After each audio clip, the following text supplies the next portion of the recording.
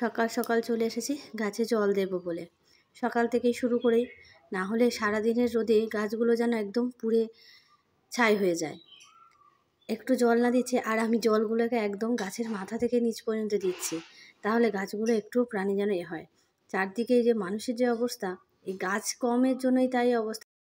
এখন চারদিকে ফেসবুক বলো, ইউটিউব বলো, যেখানেই দেখি সেখানটায় দেখতে পাচ্ছি এখন গাছ রোপণ মানে বৃক্ষরোপণের এখন কার্যসূচি চলছে।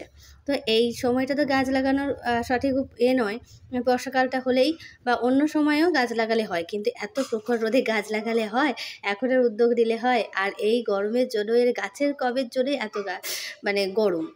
যাই হোক, সবাই যদি অল্প অল্প করে গাছ লাগায় তাও ঠিক আছে, কিন্তু এই সময়টা গাছ লাগালে গাছগুলো বাঁচবে কি না তার মানে সন্দেহ রয়েছে।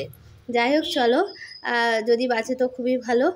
আর এদিকটাও জলটা দিয়ে পুরো কমপ্লিট করে নিই। আর আমি গাছগুলো অল্প করেই দিচ্ছি, বেশি দিচ্ছি না, আবার বিকেলবেলার দিকে এসে আবার দেবো। আর জল দিলে কি হবে, জলের নিচের দিকে না সেই জলগুলো সব গলে চলে যাচ্ছে। নিচের দিকে বড় বড় ফাটাগুলো রয়েছে, তো সেখান থেকে জলগুলো বেশিরভাগ চলে যায়। গাছের গোড়ায় জলটা একটুখানি কমই দাঁড়ায়। আজকে একটু কথা বলতে অসুবিধা হচ্ছে, দাঁতটা একটু ব্যথা করছে। এটা পরের দিনে আমি ভয়েসটা দিচ্ছি, তো সেই কারণে একটু প্রবলেম হচ্ছে। দাঁতটা চেপে থেকে মানে কথাগুলো বলছি, একদম ভালোভাবে বলতে পারছি না। আর ওদিকে আমার মেয়েটা দেখো খেলা করছে, রান্নাবাটি খেলছে আর আওয়াজ করছে। ওকে বলছি যে বেশি আওয়াজ করো না। এদিকে বিছানাটা সকালবেলায় সুন্দর করে টাট করে দিয়ে আর করে ভালো করে ঝেড়ে দিয়ে ঘর দোর পরিষ্কার করে সুন্দর করে মুছে নিয়েছি। শুধুমাত্র ওইদিকের ঘর ছাড়া ওরা এতক্ষণ ধরে ঘুমাচ্ছিল দুজনে, তো আমি সকাল সকাল উঠে করে নিয়েছি। আর ওটা শুধু বাকি আছে, ওটা গোছালেই হয়ে যাবে। এদিকে দিয়ে দিয়েছি মামাকে জল আর বিস্কুট, আর লম্বা লম্বা ঠ্যাং কেমন দেখতে লাগছে, আমি আবার দিয়ে ব্লক করে দিলাম। যাই হোক, ওকে দিয়েছি বিস্কুট, ও এখন লেখায় ব্যস্ত। কিসে লিখছে দেখছো? শোলার উপরে। ওই শোলাটা পেয়েছে বা কালকে পাপার কাছ থেকে কাজ করছিল, সেখান থেকে নিয়েছে, নিয়ে ওই করছে। চলো এবার রান্নাবান্নার দিকে যাই। চালটা নিয়ে নিলাম, আলু দিয়ে দিয়েছি সেদ্ধ, আর দিকে ডিম রয়েছে, ডিম ভাজবো। আর ডালটা সেদ্ধ এখানটায় সেদ্ধ করে নেবো ভাতের সাথে, তারপরে ডাল একটুখানি করবো। আম তো যেহেতু আছে, তো এখন না করলে আবার আমটা নষ্ট হয়ে যাবে। বিছানার অবস্থা দেখেছো? তাকানো যায় না, তাকানো যায় না, এই বিছানার দিকে তাকিয়ে তাকানো যায় না। এই রকম সকালবেলা দেখো কত সুন্দর করে একদম পরিষ্কার করে গোছালাম, তো এই রকম অবস্থা।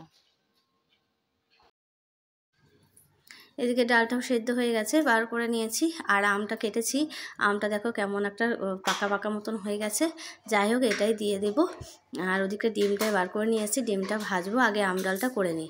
এদিকে তেল লঙ্কা ভাজতে গিয়ে কড়াটা মানে করে রেখে দিয়ে, আর আমি আনতে গিয়েছিলাম, আমটা বার করতে গিয়েছিলাম, আর কড়াটা একটুখানি লেগে গেছে, মানে পুড়ে পুড়ে গেছে। আম ডালটাও কমপ্লিট হয়ে গেছে। এদিকে ডিমটা ভেজে নেব। এদিকে মোটামুটি বাবু তো চলে এসেছে, তো সেই জন্য ডিমটা একেবারে ভেজে নিই, না হলে পরেই ডিমটা ভাজতাম। খাওয়া দাওয়ার পরে বাবু এই যে আবার চলে যাচ্ছে, আবার ফোন করেছে। হ্যাঁ, তো দুপুর বেলায় একটু শুয়েছিল, তারপর আবার ফোন করছে, ওই জন্য আবার বেরিয়ে চলে গেল। ও আবার কাজের দিকে চলে যাক, মামাকে ঘুম পাড়িয়ে দিয়েছি। একদিকে মনে হয় মামা জেগে থাকলে টাইমটা একটু স্পেন্ড হয়ে যায়, কিন্তু আবার মামা জেগে থাকলেও আবার বিরক্ত করে।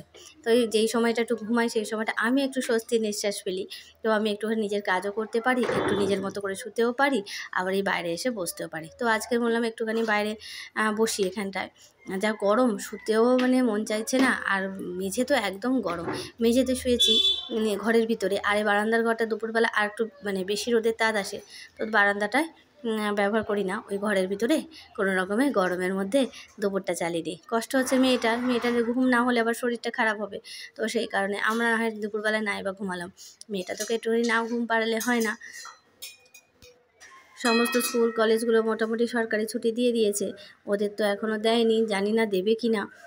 যেহেতু একদিন করে অফ করে দিয়েছে, তো মর্নিং স্কুলটা মনে হচ্ছে হবে। এখনও পর্যন্ত কোনো নোটিশ তো দেয়নি, সেই আশায় ওয়েট করে আছি যে কখন নোটিশ দেবে, একদম ফুল ছুটি হবে। কিন্তু আবার ফুল ছুটি হলে আবার বাড়িতে মুশকিল হয়ে যাবে। তো ভাবছি যে ও সকালবেলায় একদিন করে হোক, তো ওটাই ঠিক আছে। চলো ফিরে এলাম একদম সন্ধ্যাবেলায়।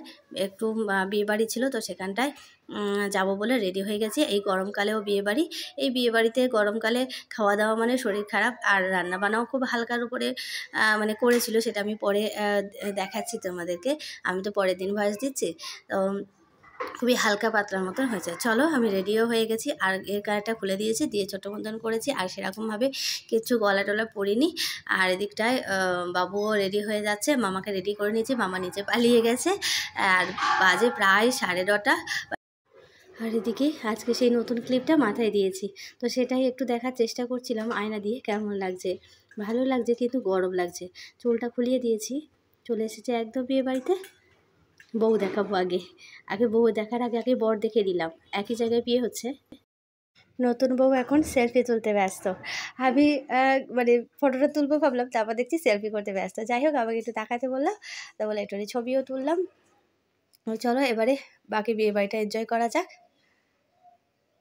বিয়ে বাড়ি এলে আর ছবি তুলবো না সেটা কী করে হয়? তো আমিও একটুখানি ছবিও তুললাম, বউয়ের একটু ছবি তুললাম, বরের একটু ছবি তুললাম, আর আমি আর বাবু দুজন একসঙ্গে ছবিও তুলে নিচ্ছি।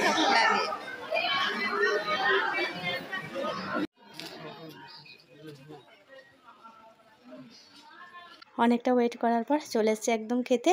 একদম হালকা পাতলাভাবে রান্না করেছিল, ফ্রায়েড রাইস করেছিল, কাবুলি ছোলার একটা তরকারি, আর হচ্ছে বেগুনি। এটা দিয়েই স্টার্ট হলো। তারপরে তো বিয়েবাড়িতে যা হয় মোটামুটি পরপর দিয়ে গেছে, আর আমরা খেয়ে গেছি, সেটা আর ক্যাপচার করা হয়নি। তারপরে একদম ফিরতে 11টা বেজে গেছে। এসে আবার বিছানা করতে হলো। ভেবেছিলাম বিছানাটা করে যাব, তারপর ভাবলাম না, যে নিচে বিছানা করে যাব যদি কিছু ঢুকে পড়ে, তো সেই কারণে ভয়ে ভয়ে মানে থাকবো না অনেকখানি। তো সেই কারণে ভালো এসেই করব। তো চলে এসেছি, এসে চেঞ্জ করে নিয়েছি, দিয়ে একদম বিছানাটা করে নিই, তারপরে হবে শোয়ার পালা। আজকে শুতে শুতে প্রায় 11:30 12টা বাজবেই।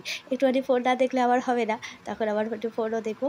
তো চলো ঝটপট করে নিই। আর ওদিকটায় আমি বালিশ আনতে গেছি। বালিশ আনতে গিয়ে একটা সমস্যা, মামা বালিশ ধরে টানাটানি করছে অন্য দিনের মতো। ওকে বলছিলাম যে অন্য দিনের মতো আজকে সময় নেই, আজকে তাড়াতাড়ি বিছানাটা করি। না, ও সেই বালিশ নিয়ে টানাটানি করছে, আবার পেছনে পেছনে এখানেও চলে এসেছে। এসে আর আমাকে দাও, আমাকে দাও। ও অত ভারী জিনিস নিতে পারবে না, দাঁড়াও, ও বেরোবে। আবার আমি বেরোবো একটু পরে। ও দেখো, ও আবার পিছনে পিছনে চলে এসেছে বালিশ দিয়ে টানাটানি করতে, আমি দেবো, আমি দেবো, আমি দেবো করে। সব কাজে আমাকে মোটামুটি হেল্প করে দেয়। ওই দেখো রাগ দেখাচ্ছে আবার আমি নেবো বলে। তো বন্ধুরা, আজকের ব্লগটা আমি এইভাবে এখানেই শেষ করে দেবো। ফিরে আসবে আরও একটা নতুন সুন্দর ব্লগ তোমাদেরকে উপহার দেওয়ার জন্য। পাপার বালিশ দাও, পাপার দিয়ে দাও, বালিশটা দাও, আর তোমার বালিশটা সুন্দর করে গুছিয়ে দাও।